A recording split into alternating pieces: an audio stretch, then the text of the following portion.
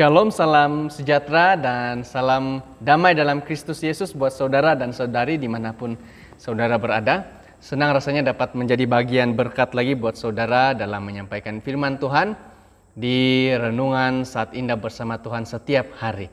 Untuk kita belajar firman Tuhan dan mengaplikasikan itu dalam kehidupan kita sehari-hari. Kemarin kita sudah belajar bersama-sama dengan firman Tuhan yang bertajuk lidah. Hari ini kita akan belajar lagi organ tubuh manusia yang dapat menjadi pelajaran firman Tuhan untuk kita pada hari ini. Tajuk firman Tuhan pada hari ini saya bagi tajuk adalah hati. Tapi sebelum itu mari kita berdoa terlebih dahulu. Mari kita berdoa. Bapa di surga, Bapa surgawi yang penuh kuasa. Terima kasih untuk kesempatan dapat bertemu mendengar firman Tuhan sekali lagi pada hari ini di online ini. Kiranya Bapa Engkau mengurapi kami yang mendengar supaya kami dapat memahami pelajaran pada hari ini dan membantu kami untuk mengaplikasikan apa yang kami dengar pada hari ini. Dalam nama Yesus kami berdoa. Amin. Saudara yang dikasihi dalam Tuhan Yesus, hati, berbicara mengenai hati, hati adalah salah satu organ tubuh badan manusia yang paling penting, terpenting. Kenapa ia penting? Karena hati ini berfungsi untuk membersihkan darah daripada kotoran dan darah yang sudah rosak. Selain itu, ia juga berfungsi untuk menapis bahan-bahan beracun ataupun berbahaya yang masuk ke dalam badan kita, itu akan disaring dan dibuang oleh hati. Selain itu, hati juga berfungsi untuk menyimpan nutrisi-nutrisi untuk kebaikan tubuh badan manusia dan banyak lagi fungsi yang baik daripada hati ini. Mari kita lihat apa yang dikatakan oleh Alkitab mengenai hati. Mari kita buka dalam buku Ayub pasal yang ke-17 ayat yang ke-4. Ayub pasal ke-17 ayat yang ke-4. Ya, dikatakan seperti ini.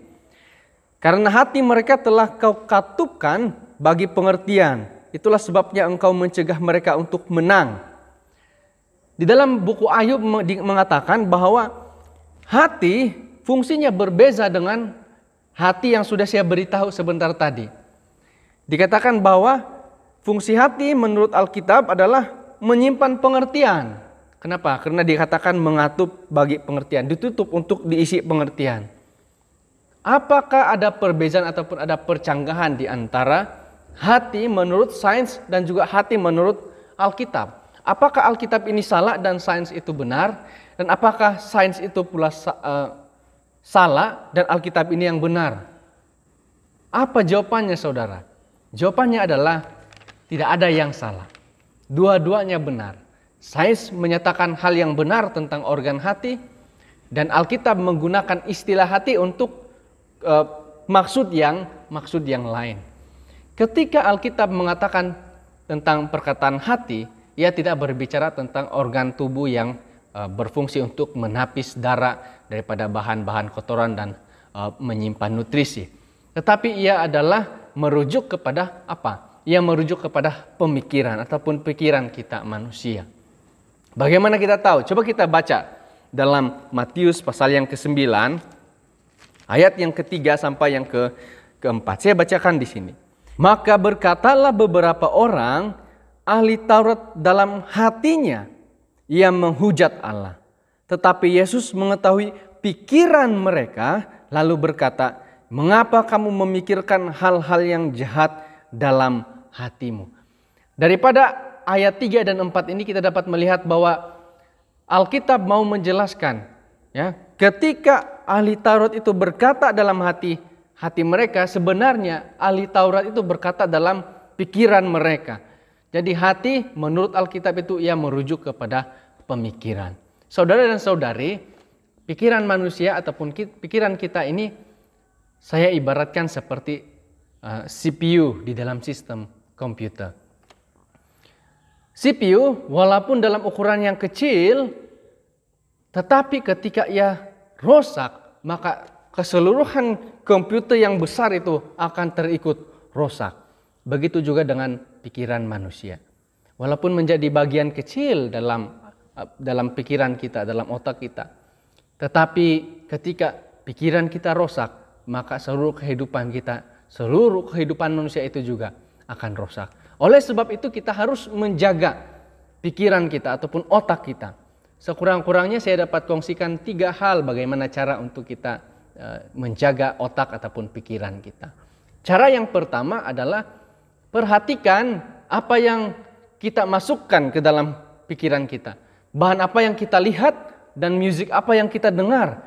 Perhatikan itu. Apakah ia baik untuk otak kita ataupun ia dapat merosakkan otak kita. Cara yang pertama adalah perhatikan, masukkan bahan-bahan yang baik ke dalam otak kita melalui apa yang kita lihat dan apa yang kita dengar. Cara kedua, berikan istirahat kepada otak kita.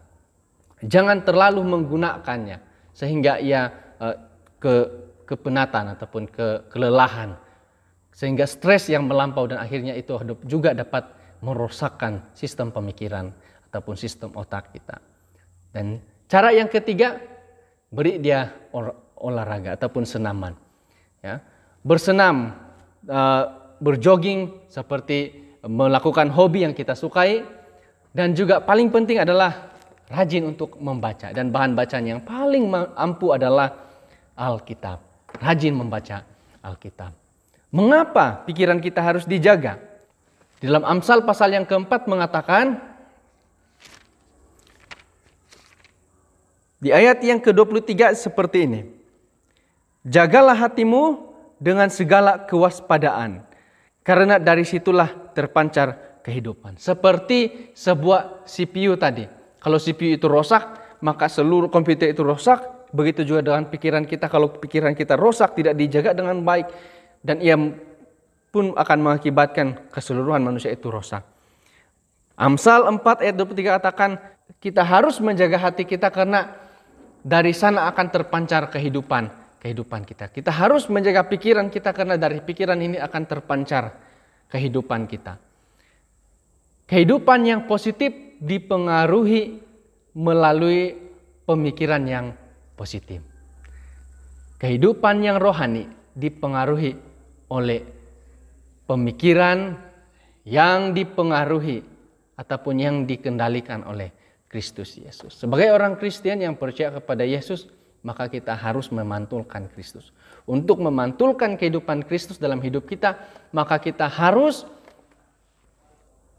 merelakan Yesus tinggal dalam pikiran kita dan Yesuslah yang mengendalikan pikiran kita. Bagaimana supaya kita dapat membiarkan ataupun Yesus dapat masuk ke dalam pikiran kita dan mengendalikan kehidupan kita? Yohanes pasal 15 ayat yang pertama dan keempat katakan, Yesus katakan di ayat yang pertama, akulah pohon anggur yang benar. Dan di ayat yang keempat dia katakan, tinggallah di dalam aku dan aku tinggal di dalam kamu, maka kamu akan berbuah. Biarkan Yesus tinggal di dalam kita dan kita juga tinggal di dalam Yesus, maka Yesus akan mengendalikan pikiran kita dan dari itu kehidupan kita dapat memancarkan ataupun memantulkan Kristus yang menjadi juru selamat kita. Janji Yesus bagi kita yang merelakan hati untuk dikendalikan oleh Kristus adalah di dalam Yezkiel 36 ayat yang ke-26 katakan, kamu akan kuberikan hati yang baru dan roh yang baru di dalam batinmu, dan aku akan menjauhkan dari tubuhmu hati yang keras dan kuberikan kepadamu hati yang taat. Janji Yesus untuk kita semua adalah ketika kita merelakan hati untuk Yesus mengendalikan pikiran kita, maka Yesus berjanji akan memberikan kita hati yang baru, hati yang tidak keras lagi, hati yang taat kepada Kristus. Namun dia tidak dapat melakukan itu kalau kita tidak merelakan hati kita. Pada hari ini adalah panggilan buat kita semua untuk membuka pikiran, yang merelakan hati kita supaya Yesus dapat tinggal dalam kehidupan ataupun dalam pikiran hati kita. Mari saudara kita pada hari ini membuat satu komitmen untuk membuka hati kita agar Yesus dapat tinggal dalam hati kita, dalam pikiran kita, sehingga yang terpantul dalam kehidupan kita adalah Yesus Kristus. Semoga firman Tuhan pada hari ini dapat menjadi berkat buat saudara dimanapun saudara berada. Mari kita berdoa untuk menutupi firman Tuhan pada hari ini. Kita berdoa. Bapa Syurgawi, terima kasih untuk pelajaran yang kami sudah dengar mengenai hati, yang merujuk kepada pemikiran kami. Dikatakan bahwa daripada hati terpancar kehidupan. Kehidupan kami harus memancarkan Yesus. Maka pikiran kami harus dikendalikan oleh Kristus. Bapa, hati kami keras, tolong lembutkan Bapa, supaya kami dapat merelakan Yesus untuk mengendalikan pikiran kami, mengendalikan kehidupan kami. Tolong berkati para pendengar yang sudah mendengar firman Tuhan pada hari ini, dimanapun mereka berada, apapun yang mereka lakukan, lindungi, jaga mereka, dan berkati mereka Bapa. Terima kasih Tuhan, dalam nama Yesus kami berdoa. Amin.